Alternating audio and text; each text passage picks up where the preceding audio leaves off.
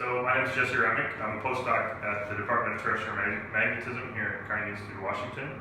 And I'm working on Archean crust formation. So working on some of the oldest rocks that we know of in the world, which are, we did some field work this past summer. We went up to the Northwest Territories of Canada and we collected a bunch of rocks. Here's one example of one.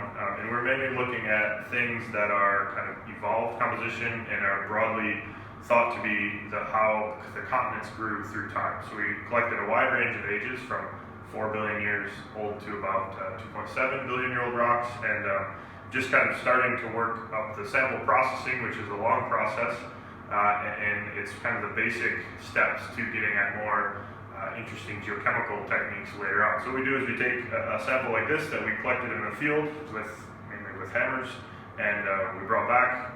Shipped a lot of rocks back, and we take these and we cut them with the rocks up into slabs like this, and they're just kind of little slabs of rock that then we can powder up using the machines behind me here. We can create rock powder, which then we take the powder and dissolve it in acid and look at chemical signatures in these rocks, and we can also separate out interesting minerals like zircons and separate those out and look at them in detail, both for their geochronology, the uranium-lead geochronology, and some other isotope tracer techniques to try and figure out how these rocks formed and what they formed from. So we're really trying to unravel the earliest history of continental crust formation on Earth with this sample set. And this is kind of in the beginning stages of, it's a pretty long project. We collected something like 1,200 pounds of rock samples, and so it's a long process to do this background work, but then once we have the samples isolated and the interesting ones that we're going to focus on, then we can move on to more advanced